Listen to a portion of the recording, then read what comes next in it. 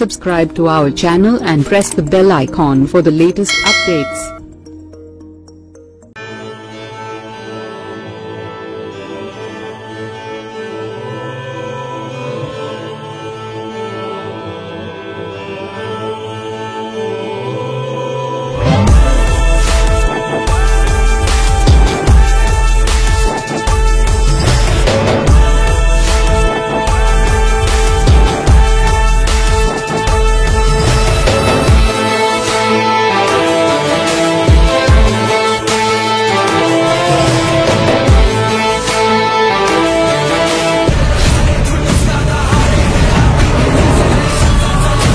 Power star Pawan Kalyan కథానాయకుడిగా నటించిన Harihara Veeramallu cinema ఈ నెల 24న థియేటర్స్ లోకి రానున్న సంగతి తెలిసింది.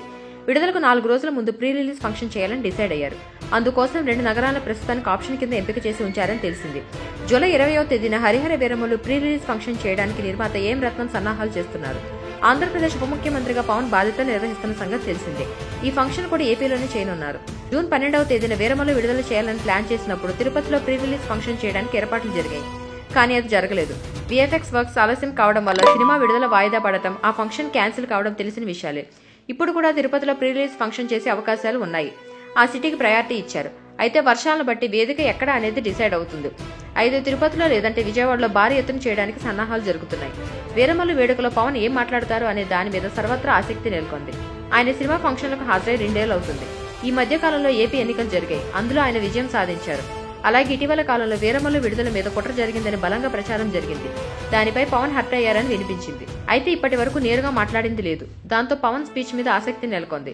తెలంగాణకు చెందిన ఒక వీరుడి కథను వీరమల్లుగా తీశారని జరిగిన ప్రచారం పట్ల చిత్ర బృందం స్పందించింది. తమది కల్పిత కథతో తీసిన సినిమా అని పేర్కొంది. సనాతన ధర్మాన్ని పరిరక్షించే ఒక వీరుడి ప్రయాణమే హరిహర వీరమల్లు అని తెలిపింది. ఈ నెల 24న తెలుగుతో పాటు తమిళ, హిందీ, కన్నడ, మలయాళ భాషలో భారీ ఎత్తున సినిమాను విడుదల చేయనున్నారు.